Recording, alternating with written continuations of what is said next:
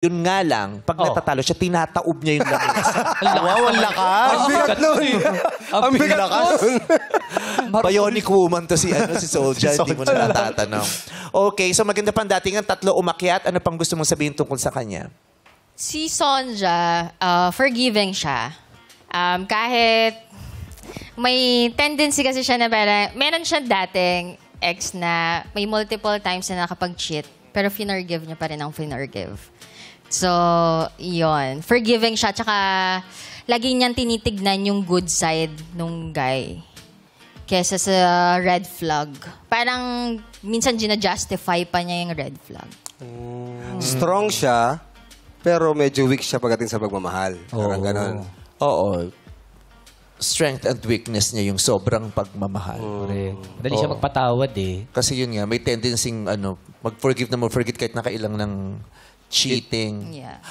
May psychology kasi dyan. Maraming dahilan kung bakit ang isang babae ay pumapayag o pinalalampas ang panloloko ng isang lalaki.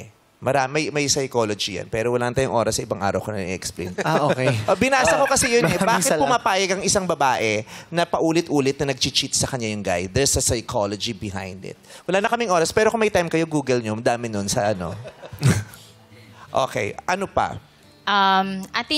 Attention seeker nga lang siya, tsaka needy.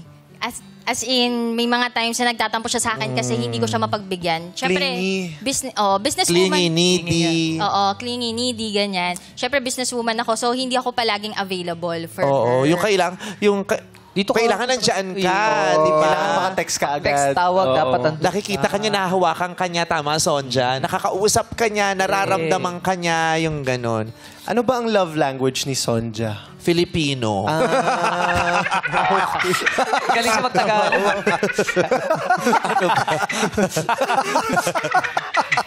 Ano love language niya? Parang nag-i-English Para sa akin, naman siya. quality time. Ayun.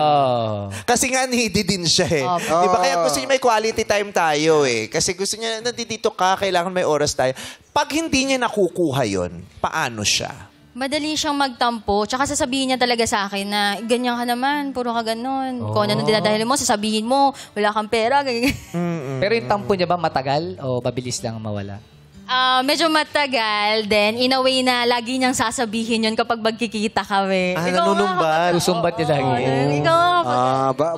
Baka may kinalaman doon dahil 30 na siya nag-bloom. Oo. 30 na siya ng Hindi, yung party-party, yung lumabas-labas. late bloomer siya. Late bloomer. Di ba? Parang ganon eh. Parang ganon siguro. Tapos nag-bloom siya, 30 sila. Sabay-sabay. 30 silang nag-bloom. Ang init pa sana yung kilikili ko. Hindi nakaka-Coachella tumumba sa kilikili. 30, dugyot! Dugi Hauser!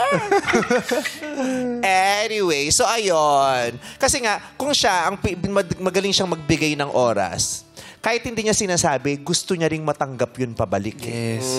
Oo, gusto niyang may reciprocation. Kaya, mas may bubog sa kanila yon kasi indirectly or hindi man nila sinasabi, alam nila sa sarili, pag ako, lagi ako nandiyan. Pag All ako, out may ako oras sa'yo eh. ako. Oo. Pero pag ako, hindi.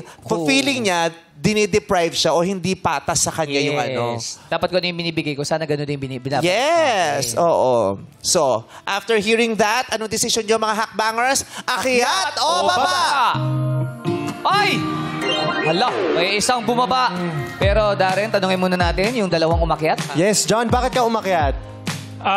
Ako kasi, I find it cute na clingy at saka needy. Kasi So, parang, okay sa'yo yun. Kahit na busy ka, Okay yung lang sa nagpa-basketball ka, kung ano man ginagawa, pero gusto Okay niya lang dapat sa akin. nandun ka, puntahan mo siya. Hindi ka Okay. nakukulitan sa ganun. hindi naman. Tanungan natin mga boys sa studio, cute ba sa inyo yung clingy at saka needy? No daw. Yung mga boys. Wala bang boys? Sorry ha. Alam ko kasi maraming boys eh. Meron. Yung sabi nung isa, yes daw. Thumbs up. Sa dinami-dami dyan, siya lang ang nagpakilalang boy. Cute yun, yung clingy at saka needy. Okay, thank you.